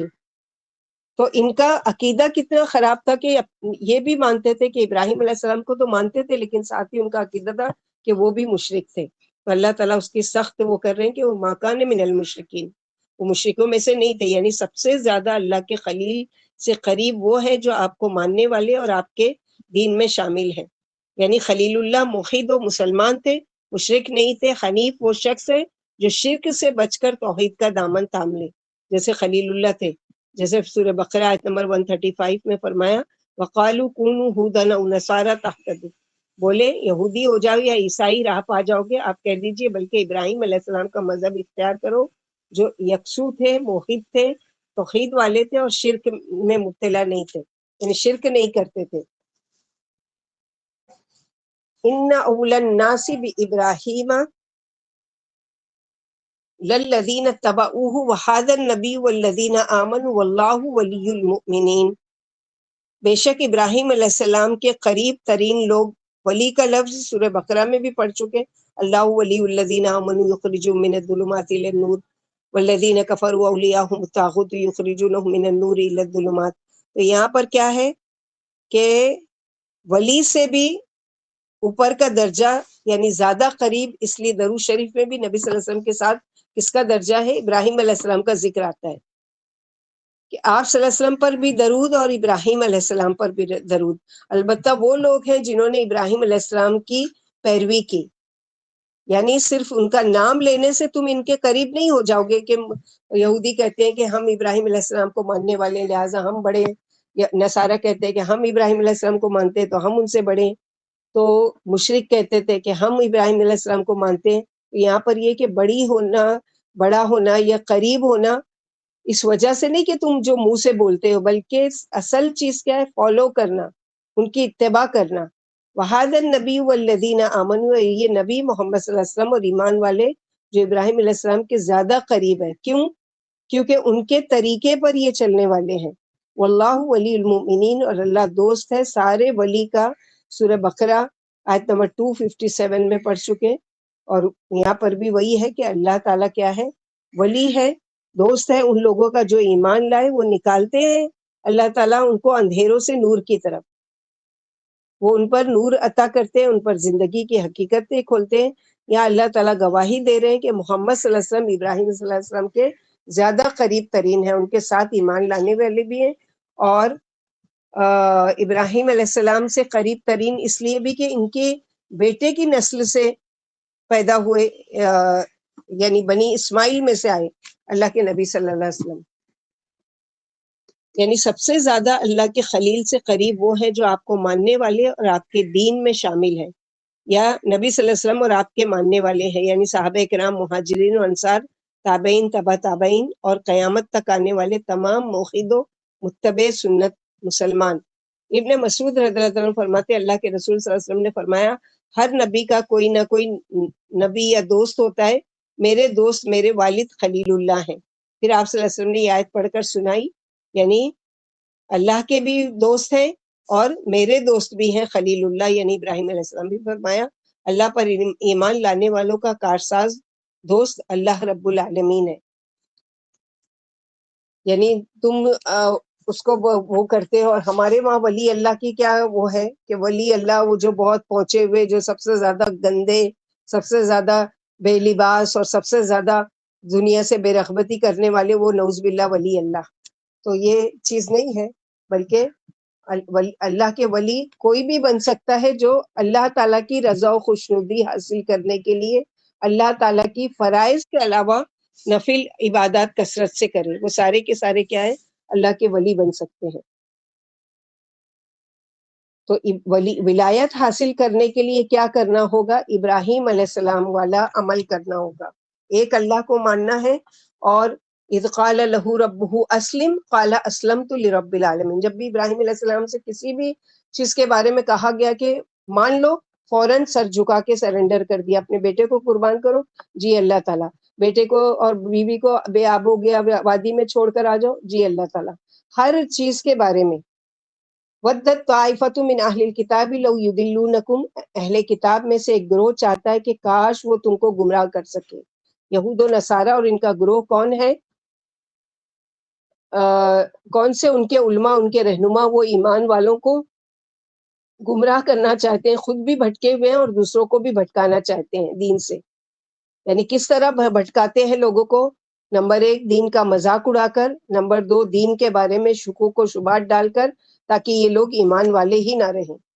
یعنی اس طرح سے وہ کرتے تھے کہ جو اہل کتاب کا گروہ تھا وہ کیا کرتے تھے؟ حسد کی وجہ سے، یعنی یہودی مسلمانوں سے جلتے تھے اور حسد انہیں گمراہ کرنے کی فکر میں لگے رہتے تھے، لیکن حسد کا وبال انہی پر پڑے گا، ان کی کوششیں رائگاں جائے گی، اور حسد و بغض کے بد نتائج انہی کے گلوں کے ہار ہوں گے، اگرچہ وہ یہ برے نتائج سمجھنے سے قاصر ہے۔ اس آیت میں بھی اہل کتاب کی برائی ہے کہ جان بوجھ کر قرآن کو کیوں نہیں مانتے، اور نبی صلی اللہ علیہ وسلم پر کیوں ایمان نہیں لاتے تھے، آپ کی بشارتیں کیوں چھپاتے تھے؟ کیونکہ وہ نہیں چاہتے تھے کہ یعنی ہماری سرداری جائے یا ہم کو وہ کیا جائے. تو یہاں پر اللہ تعالیٰ ان کی وہ کر رہے ہیں کہ وما یضلون الا انفسهم وما یشعرون، اور نہیں وہ بھٹکا رہے مگر اپنے آپ کو ہی، اور اس کا ان کو شعور بھی نہیں ہے کہ ہم کیا کر رہے ہیں. کہ نہ تو چاہ رہے ہیں کہ دوسروں کا برا یعنی برا، مگر خود ہی اسی گڑھے میں گر رہے ہیں. کہ اللہ کا ایک قانون فطرت ہے کہ آپ کسی کے لیے اچھا چاہیں گے اللہ آپ کے لیے اچھا کر دیں گے. اسی طرح کسی کے لیے اگر آپ برا چاہیں گے وہی برائی آپ پر پلٹ کر آئے گی. تو انسان کو چاہیے کہ اگر کسی کے ساتھ بھلائی کرے تو یہ نہ سمجھے کہ کسی پر مہربانی کر رہا ہوں، بلکہ یہ میں اپنے لیے کر رہا ہوں کہ میرے ساتھ بھی بھلا ہوگا، وہی چیز مجھے پلٹ کر ملے گی. مثلا میں صدقہ کر کے کسی کی مدد کر رہا ہوں، اب وہ صدقہ کیا اللہ تعالیٰ اس میں اتنا اضافہ کریں گے کہ وہ چیز ہم کو کئی گنا زیادہ پلٹ کر ہماری طرف آئے گی. تو اسی طرح کوئی برائی کسی کے لیے سوچ رہے ہیں کہ اس کا برا ہو جائے، اس کا ایسا ہو جائے، اس کا ویسا ہو جائے، بد دعا دینا، یہ کرنا وہ کرنا، تو اگر وہ مستحق نہیں ہے اور ناحق آپ اس پر ظلم کر رہے تو وہی چیز پلٹ کر آپ کی طرف آ سکتی ہے. تو انسان کو چاہیے کہ اگر کسی کے ساتھ بھلائی کرے تو یہ نہ سمجھے کہ یہ اس کے بلکہ اس کا ہی بھلا ہوگا. اگر آپ کسی کی ہدایت کا ذریعہ بنتے ہیں تو یہ اس پر احسان نہیں ہے بلکہ آپ اپنے اوپر ہی احسان کر رہے ہیں. مثلا یہ کہ آپ نے کوئی ایک اچھی بات آپ نے سنی، آپ کو سمجھ میں آئی، آپ نے اس بات کو میسج بنا کر دوسروں تک فارورڈ کیا. اب وہ میسج یا پھر یہ کلاس کی لنک ہے جو بھی چیز ہے، اب وہ جتنے لوگ بھی فالو کریں گے ایک تو آپ کا پوائنٹ لکھا جا رہا ہے، آپ کے مارکس لکھا جا رہے ہیں. اللہ تعالیٰ کیا فرشتے آپ کی گواہی دے رہے ہیں کہ آپ مجلس میں موجود تھے اور آپ نے اس کو اٹینڈ کیا، سنا، پڑھا، لکھا.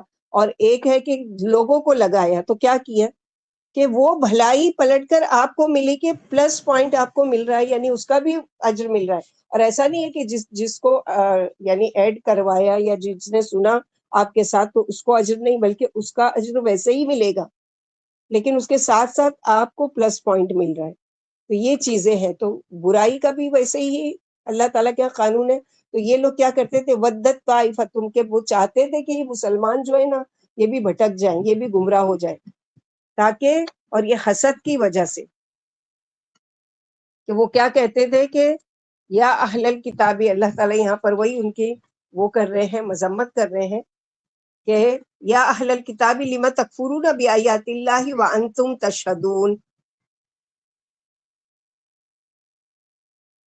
اے اہل کتاب تم کیوں کفر کرتے ہو اللہ کی آیات کے ساتھ، کیوں نہیں مانتے اللہ کی آیات کو جو تورات اور انجیل میں موجود ہیں، جن میں محمد صلی اللہ علیہ وسلم کی آمد کی پیشن گوئیاں موجود ہیں، آپ کی نبوت اور آپ کے اوصاف کے بارے میں صاف طور پر دونوں کتابوں میں لکھا ہوا موجود ہے، اور تم گواہی دیتے ہو، تم اقرار بھی کرتے ہو.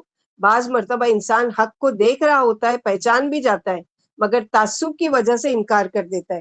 جیسے کسی کو بتاؤ کوئی چیز ہے کہ دیکھو یہ جو عمل تم کرتے آ رہے ہو بچپن سے، یہ شرک ہے، یہ بدعت ہے، اس کا یہ اور یہ نقصان ہے، اللہ تعالیٰ کے یہ عبادت قابل قبول نہیں ہے جو بدعت کے ساتھ کی جائے یا شرک کے ساتھ کی جائے، تو سر ہلائیں گے کہ ہاں سمجھ میں تو آ رہا ہے، لیکن پھر اس کے بعد کیا کریں گے، مانیں گے نہیں. کیوں؟ کیونکہ بچپن سے اس چیز میں اس طرح سے محو ہو چکے ہیں، اس طرح سے ان کا دل لگ چکا ہے کہ اب ان کو اتنی آسانی سے ماننا صحیح وہ نہیں سمجھ میں آتا. اللہ کہ بہت سے لوگ ہیں کہ اللہ تعالیٰ جن کے لیے ہدایت کا راستہ کھولتے ہیں، مان بھی لیتے ہیں آنکھ بند کر کے اور خاموشی سے، اور پھر کیا کرتے ہیں کہ باطل کا اور غلط راستہ چھوڑ بھی دیتے ہیں.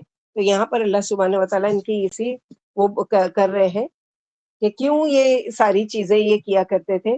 یا اہل الکتاب لم تکفرون بآیات اللہ وانتم تشہدون، یا اہل الکتاب لم تلبسون الحق بالباطل وتکتمون الحق وانتم تعلمون. یعنی اے اہل کتاب تم کیوں کفر کرتے ہو اللہ کی آیات کے ساتھ ساتھ، اور اے اہل کتاب تم کیوں کفر کرتے ہو اللہ کی آیات کے ساتھ، کیوں تم حق کو باطل کے ساتھ ملاتے ہو، کیوں مکس اپ کرتے ہو، کیوں حق کو ایسا پیش کر رہے ہو کہ لوگوں کو شبہ میں ڈالتے ہو اور تم چھپا دیتے ہو حق کو. وان تم تعلمون، حالانکہ تم جانتے ہو حق کیا ہے. یہ ایک اور چال تھی اہل کتاب کے لوگوں کو، عالموں کی، ان کی لوگوں کو گمراہ کرنے کی. مثلا کوئی آ کر اگر ان سے پوچھتا کہ یہ بتاؤ کہ محمد صلی اللہ علیہ وسلم اللہ کے سچے رسول ہیں، تو یہ کیا کہتے تھے؟ ہاں رسول تو ہے لیکن صرف عربوں کے لیے، ہمارے لیے نہیں ہے۔ آج ہمارے مسلمانوں کے گھروں میں بھی یہی بات ہے نا کہ ہاں ٹھیک ہے، لیکن مثلاً یہ کہ ہاں ٹھیک ہے وہ کچھ لوگ ہیں جو اللہ کے رسول کی ایسی اس طرح سے نماز پڑھتے ہیں، ہاں کچھ لوگ ہیں جو قرآن کو مانتے ہیں، اور کچھ لوگ ہیں، تو کیا تم مسلمان نہیں ہو؟ تم نہیں اللہ کے رسول کو مانتے؟ یعنی تم اپنی زبان سے گواہی دے رہے ہو کہ ہم نعوذ باللہ اللہ کے رسول صلی اللہ علیہ وسلم کو نہیں مانتے۔ تو ان کی بات، ان کے طریقے کو نہیں ماننا بھی کیا ہے؟ ان کو نہیں ماننا ہے دراصل۔ تلبسونہ میں کیا کرتے تھے؟ اپنی کتاب کی وضاحت کرتے ہوئے ایسی بات کرتے کہ جس سے اس آیت کا صحیح مطلب سامنے نہیں آتا تھا، لوگوں کو کسی اور طرف بھٹکا دیتے تھے، اور نبی صلی اللہ علیہ وسلم کی آمد کے بارے میں چھپا دیتے تھے۔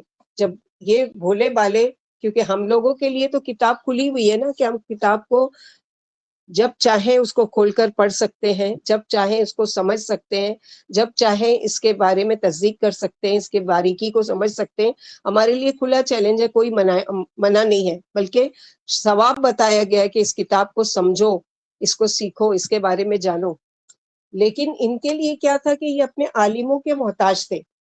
ان کے عالم، ان کے درویش، ان کے پادری، ان کے جو بھی ہے، جو ان کو بتا دیتے تھے وہ اس کو مانتے تھے، اور جس بات کو وہ غلط کرتے تھے یہ بھی اس کو غلط بولتے تھے، حالانکہ وہ صحیح ہوتی تھی، اور جس بات کو یہ وہ لوگ صحیح بتاتے تھے حالانکہ وہ حرام ہوتی تھی، منع ہوتی تھی قرآن میں، تو اس کو مان لیا کرتے۔ تو یہاں پر یہی ہے، ان کے بارے میں بتایا جا رہا ہے کہ یہودی صبح کی نماز اللہ کے رسول کے ساتھ صلی اللہ علیہ وسلم کے ساتھ پڑھتے اور شام کو اپنا کفر ظاہر کر دیتے۔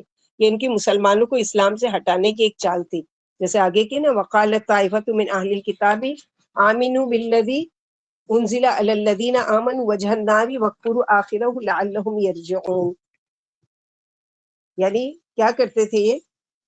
اور اہل کتاب کے ایک گروہ نے کہا کہ ایمان لاؤ اس چیز پر جو ایمان والوں پر اتاری گئی ہے، یعنی قرآن کو کب ایمان لاؤ؟ دن کے شروع میں، اور کفر کرو دن کے آخری حصے میں، تاکہ وہ بھی لوٹ آئیں، پلٹ جائیں اہل کتاب کی۔ ایک اور چال یہاں پر بتائی جا رہی ہے، ایمان والوں کو اللہ آگاہ کر رہے ہیں کہ یہ ان کی چال ہے۔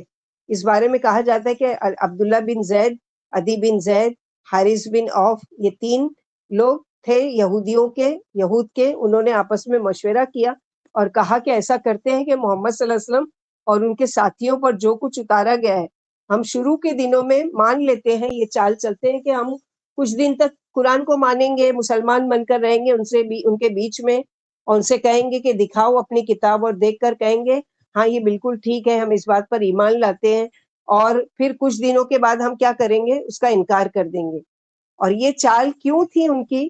کہ تاکہ شک و شبے میں ڈال دیں مسلمانوں کو بھی کہ یہ ہم سے زیادہ اہل کتاب، جو کتاب کو جاننے والے پڑھے لکھے لوگ ہیں، ان کو زیادہ کتاب کے بارے میں معلوم ہے، اور یہ اگر پلٹ جائیں تو صحیح بات ہے کہ بھولے والے جو نئے نئے مسلمان ہیں وہ تو سوچے گا ہاں واقعی یہ اتنے پڑھے لکھے لوگ جب پلٹ گئے تو واقعی یہ سچی کتاب نہیں ہو سکتی، نعوذ باللہ، یا دین اسلام سچا نہیں ہو سکتا۔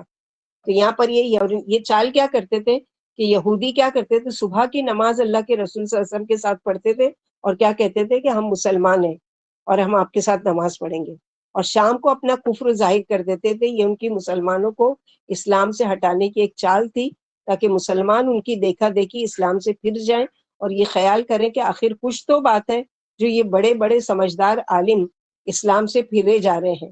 ابن عباس فرماتے یہودیوں نے مسلمانوں کو پھانسنے کے لیے یہ ایک جال بچھایا تھا کہ جب مسلمانوں سے ملو تو صبح کو ایمان لا کر شام کو اپنی نماز آپ پڑھو، مسلمان سوچیں گے کہ اہل کتاب ہم سے زیادہ سمجھ بوجھ والے ہیں، کوئی تو بات ہے جو یہ اسلام سے پھر گئے، یعنی یہ ہو سکتا ہے کہ شک میں پڑ جائیں اپنے دین کے بارے میں کہ یہ لوگ سچے ہیں اور ہم یعنی جھوٹے ہیں، نعوذ باللہ۔ تو یہاں پر یہ بتایا جا رہا ہے، تو اللہ تعالیٰ ان کے رد کر رہے ہیں۔ وَلَا تُؤْمِنُوا إِلَّا لِمَنْ، اور کیا کہتے تھے؟ وَلَا تُؤْمِنُوا إِلَّا لِمَنْ تَبِعَ دِينَكُمْ قُلْ إِنَّ هُدَى اللَّهِ هُوَ الْهُدَى هُدَى اللَّهِ إِنَّ الْهُدَى هُدَى اللَّهِ أَن يُؤْتَىٰ أَحَدٌ مِثْلَ مَا أُوتِيتُمْ أَوْ يُحَاجُّوكُمْ عِندَ رَبِّكُمْ قُلْ إِنَّ الْفَضْلَ بِيَدِ اللَّهِ يُؤْتِيهِ مَن يَشَاءُ وَاللَّهُ وَاسِعٌ عَلِيمٌ۔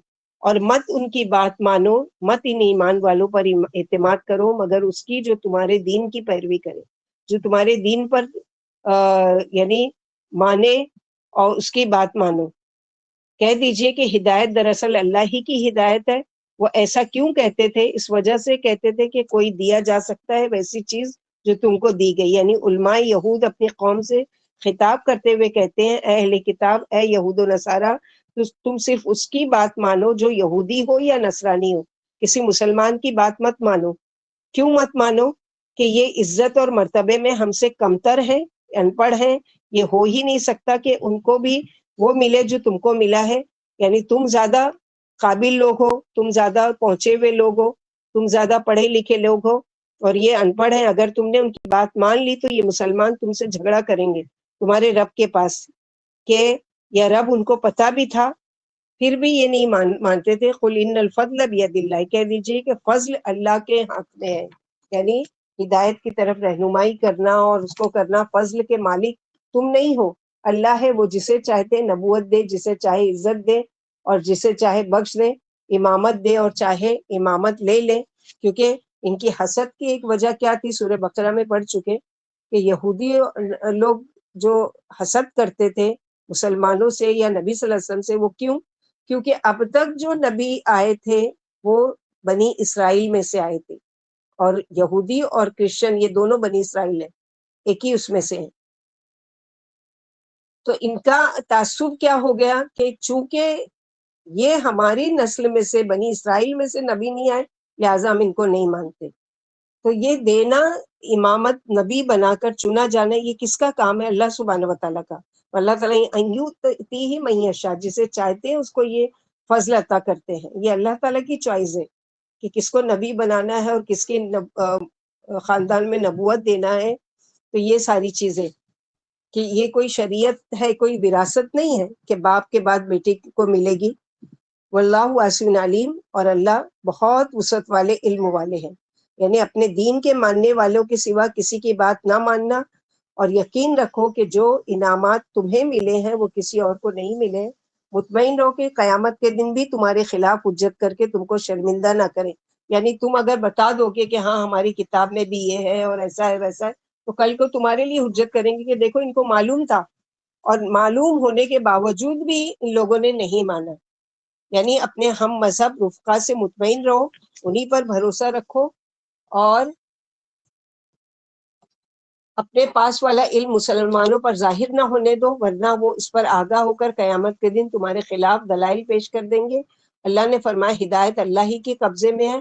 اللہ مومنوں کے دل ایمان کامل اور روشن آیات قرآن سے اور محکم و غالب برہان سے جگمگا دیں گے۔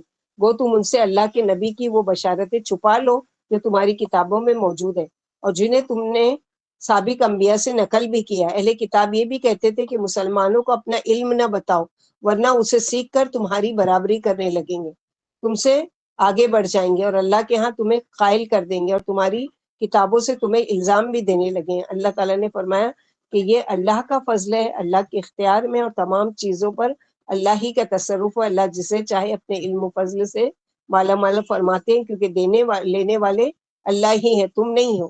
اگر تم اپنا علم مسلمانوں کو نہیں بتاؤ گے تو ان کا کچھ نہیں بگڑے گا، اللہ انہیں خود ہی اطلاع کر دیں گے۔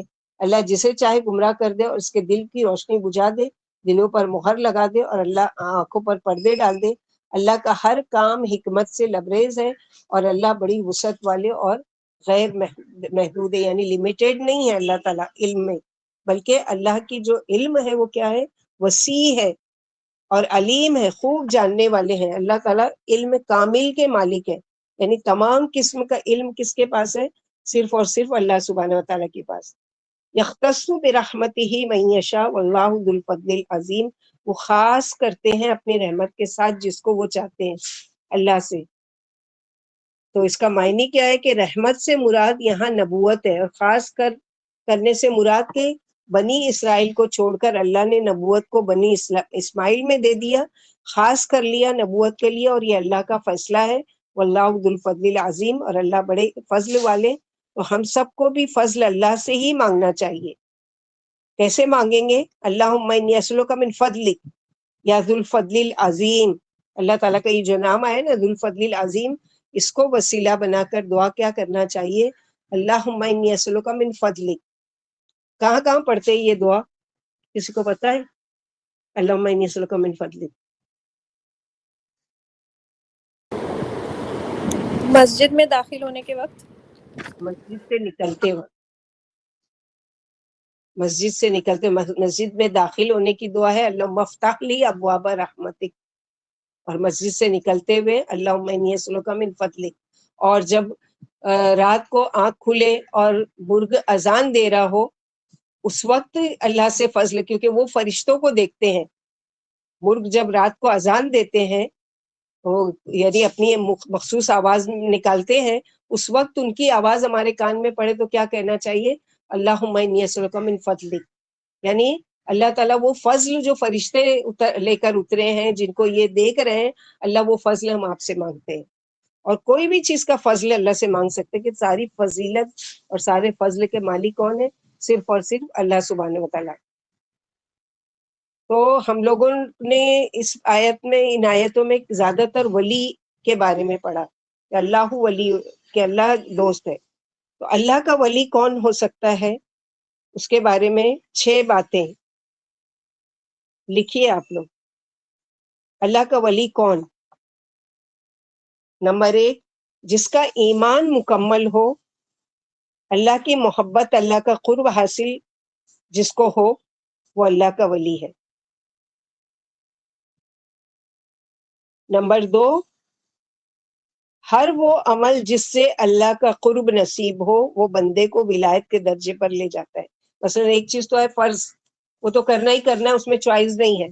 لیکن کوئی اپنی خوشی سے، زکوٰۃ تو فرض ہے لیکن خوشی سے صدقہ بھی کرتا ہے تو وہ اللہ کا ولی بن سکتا ہے، اللہ کے قریب ہو سکتا ہے.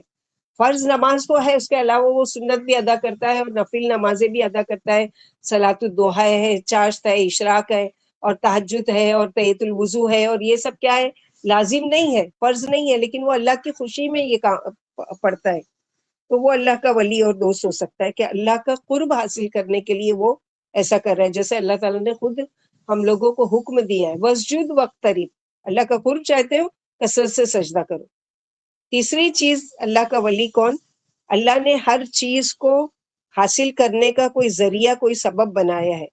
مثلا آپ کو یعنی کسی فلور پر جانا ہے تو آپ کیا کرو گے؟ یا تو کوئی سیڑھی یا کوئی لفٹ، اس کو ذریعہ بناؤ گے. اسی طرح ایمان میں، اللہ کی محبت میں، اللہ کے قریب ہونے کے لیے کچھ ایسے اعمال جو اللہ کا ولی بننے میں مددگار ہوں گے، ان کاموں کو ڈھونڈنا اور وہ کرنا، یہ بھی اللہ کا ولی بننے کا ذریعہ ہے. نمبر 4، نماز میں باجی ہم لوگ لکھے کیسا پورا طرح؟ اب سمجھ میں نہیں آ رہا، آپ اتنا سارا ایک ساتھ بول رہی. میں تو ایک پوائنٹ جو ہے اس کو ایکسپلین کر رہی ہوں، لکھنا کتنا ہے وہ آپ لوگوں کو بتا رہی ہوں میں. کہ پہلا کیا ہے؟ نمبر 1، جس کا ایمان مکمل ہوگا، اللہ کی محبت، اللہ کا قرب اس کو حاصل ہوگا، وہ اللہ کا ولی ہوگا. نمبر 2، ہر وہ عمل جس سے اللہ کا قرب نصیب ہو وہ بندے کو ولایت کے درجے پر لے جاتا ہے. پھر اس کو میں نے ایکسپلین کیا کہ کیسے اللہ کا قرب حاصل ہو. نمبر 3، اللہ نے ہر چیز کو حاصل کرنے کا کوئی نہ کوئی ذریعہ، کوئی نہ کوئی سبب بنایا ہے. جیسے کہ مثال دی آپ لوگوں کو کہ آپ کو اوپر جانا ہے تو سیڑھی سے جانا ہے یا لفٹ سے جانا ہے. تو اسی طرح ایمان میں، اللہ کی محبت میں، اللہ کے قریب قرب کے لیے کچھ ایسے اعمال ہیں جو اللہ کا ولی بننے میں مددگار بنتے ہیں.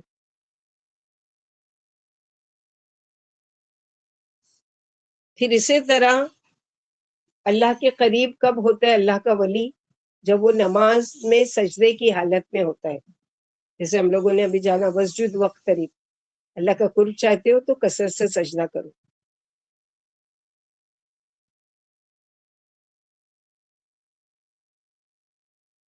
پھر نمبر 5، قرآن کی ہر آیت، قرآن کا پڑھنا اللہ کا قرب حاصل کرنے کا ذریعہ ہے.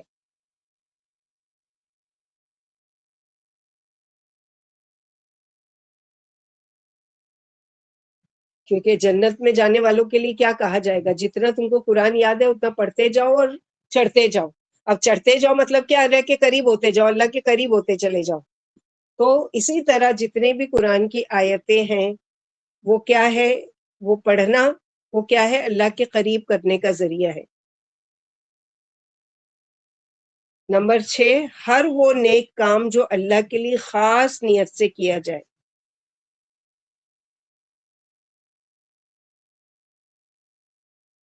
خواہ وہ اللہ کے لیے کیا گیا ہو یا اللہ کے بندوں کے لیے کیا گیا ہو، لیکن باجی اخلاص ہر وہ نیک کام جو ہر وہ نیک کام جو اللہ کے لیے خالص نیت سے کیا جائے،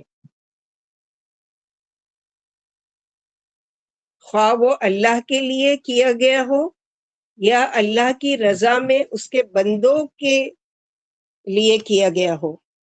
یعنی اچھے اخلاق سے پیش آنا، ان کی کوئی مدد کر دینا، یہ سب کرنا بھی کیا ہے؟ اس میں مطلب یہ نہیں ہونا چاہیے کہ اچھا آج میں اس کی مدد کر رہی ہوں، کل کو میرے ضرورت پڑے گی تو یہ میری مدد کرے گی. نہیں، وہ اللہ کا قرب پانے کا ذریعہ وہ اعمال نہیں ہوں گے، بلکہ خالص میرے رب کا حکم ہے کہ میں لوگوں کی وہ کروں. کیونکہ اللہ کے نبی صلی اللہ علیہ وسلم نے کیا فرمایا؟ واللہ فی عون العبد ما کان العبد فی عون اخیہ. اللہ تعالیٰ اس وقت تک بندے کی مدد کرتے رہتے ہیں جب تک بندہ اپنے بھائی کی مدد میں لگا رہتا ہے. تو اب یہ بھائی کی مدد کرنا بھی کس کا حکم ہے؟ اللہ تعالیٰ کا. تو اگر ہم دنیاوی مطلب یا غرض کی وجہ سے، یا وہ میری عزت کرے گا یا میرا رسپیکٹ کرے گا اس لیے میں اس کی مدد کروں، تو خلاص اللہ کا قرب نہیں ملے گا. اللہ کا قرب چاہنا ہے تو بغیر کسی غرض، بغیر کسی لالچ کے، بغیر کسی اس سے اللہ سے اجر، جیسے انبیاء علیہ السلام کا طریقہ تھا، لا اسألکم علیہ اجر ان اجری الا علی رب العالمین.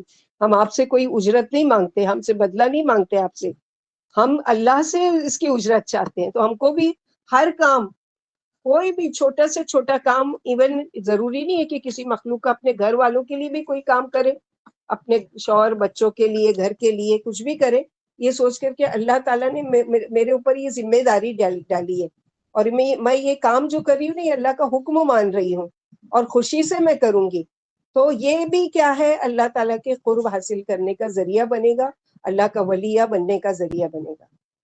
ضروری نہیں کہ خالی عبادات میں ہم اللہ تعالیٰ کے بہت زیادہ عبادت کریں تو اللہ کے ولی نہیں. اللہ کی مخلوق کے ساتھ بھی اگر ہم اللہ کے لیے اگر وہ کام کر رہے ہیں تو وہ بھی ولایت کے درجے تک پہنچ سکتا ہے، اس کے ذریعے بھی ہم اللہ کے ولی بن سکتے ہیں. تو یہ جو ذہن میں ہے نا کہ الا ان اولیاء اللہ لا خوف علیہم ولا هم يحزنون، ان کے تعصب والوں کی مسجدوں میں اور مزاروں پر یہ ساری چیزیں لکھی ہوئی ہوتی ہے. انہوں نے اس آیت کا الگ ہی، سورہ یونس میں آئے گی وہ آیت، الگ ہی اس کا مطلب نکال لیا. الا ان اولیاء اللہ لا خوف علیہم ولا هم، یا خبردار یاد رہے کہ بے شک اولیاء اللہ جو ہے کہ یہی ہے، اور وہ لوگ ہیں کہ جن پر نہ کوئی خوف ہوگا اور نہ ہی غمگین ہوں گے. تو ولی اللہ کوئی بھی یہ کیٹیگری میں سے کوئی بھی کام کر کے ہم اللہ کے ولی بن سکتے ہیں، اور پھر اللہ کا وعدہ ہے کہ ان پر نہ کوئی خوف ہوگا اور نہ ہی وہ غمگین ہوں گے. لکھے سب کے، دوبارہ ریپیٹ کروں میں، سمجھ میں آئے باجی کہ پوائنٹس ہم لوگوں نے لکھے، اور کوشش کریں گے کہ اللہ تعالیٰ ہم کو اس پر، یہ جو باتیں ہم نے پڑھی ہیں اس پر اللہ تعالیٰ ہم کو عمل کرنے والا بنا دے. اللہ سبحانہ و تعالیٰ ہم کو بھی اپنا قرب نصیب کرے، ہم کو بھی ایسے کاموں کی طرف رہنمائی کرے کہ جس کے ذریعے سے ہم اللہ تعالیٰ کا قرب حاصل کریں. اس کے لیے دعا بھی کریں، اللہم انی اسألک حبک وحب من یحبک وحب عمل الذی یبلغنی الی حبک.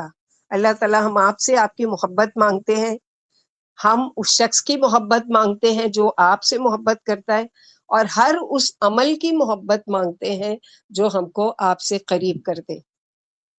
تو یہ دعائیں یاد کرنا چاہیے. آپ لوگ بھی فرسٹ بیچ کے تو ماشاءاللہ پوری بک دعا کی کمپلیٹ کر چکے ہیں، آپ لوگ بھی شروع کیجئے کچھ نہ کچھ دعا یاد کرنا، کہ تاکہ ہفتے میں ایک دفعہ کوئی ایک دعا ہم لوگ یاد کریں انشاءاللہ باذن اللہ.